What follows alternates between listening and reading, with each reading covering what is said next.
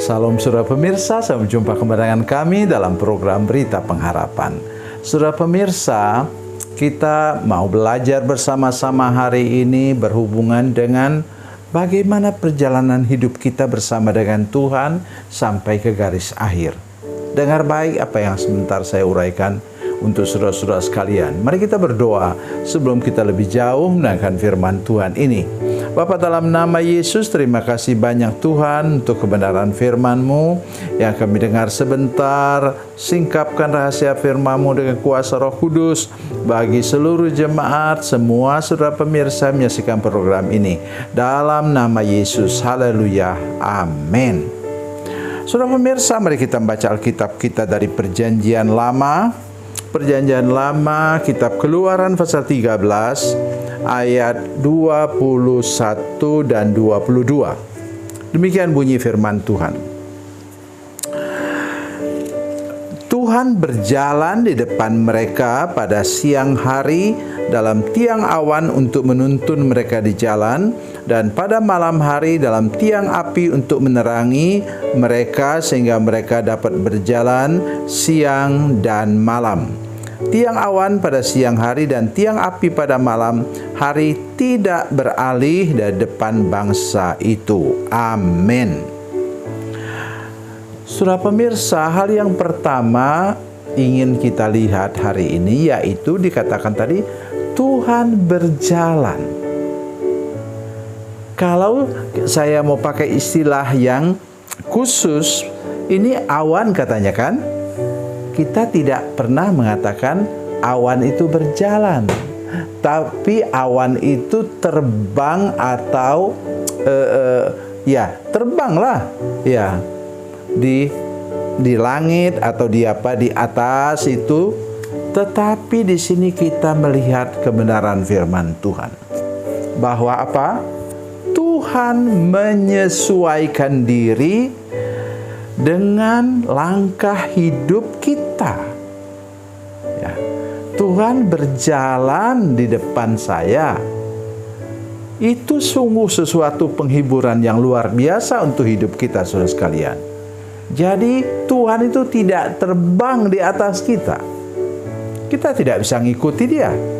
Tapi di sini kita bertemu dengan kebenaran firman Tuhan yang sungguh menguatkan hidup kita. Bila kita sudah menyerahkan hidup kepada Yesus, dan dalam perjalanan hidup kita seringkali dilukiskan bahwa perjalanan umat Tuhan itu seperti perjalanan kita menuju ke tanah perjanjian surgawi. Itu sebabnya mengapa hal ini amat sangat penting untuk hidup kita. Yang kedua, mari kita perhatikan. Katanya Tuhan berjalan depan mereka pada siang hari dalam tiang awan untuk menuntun mereka di jalan, dan pada malam hari dalam tiang api untuk menerangi mereka sehingga mereka dapat berjalan siang dan malam. Saudara pemirsa, yang berjalan itu, rombongan itu ada bayi, ada ibu-ibu hamil, ada kakek nenek, atau malahan orang jompo yang sudah mungkin sulit berjalan. Kalau kita lihat filmnya misalnya, kita melihat ada juga orang yang buta, mesti dipikul, ditandu. Dan orang-orang ini adalah rombongan orang yang rentan terhadap apa? Panas matahari. Ingat, ini di Timur Tengah, saudara sekalian, yang sinar mataharinya bisa sampai mendekati 50 derajat Celcius. Ya, sudah tahu 50 derajat itu apa artinya? Itu setengah air mendidih. Sehingga mereka perlu perlindungan daripada Tuhan. Itu melukiskan betapa Tuhan melindungi perjalanan setiap anak-anaknya sampai ke garis akhir. Itu surah yang amat sangat penting menurut saya untuk kita pahami bersama bahwa Tuhan tidak hanya sekedar menyertai kita. Itu istilah Immanuel kan? Sudah tahu? Istilah Immanuel artinya Allah beserta kita.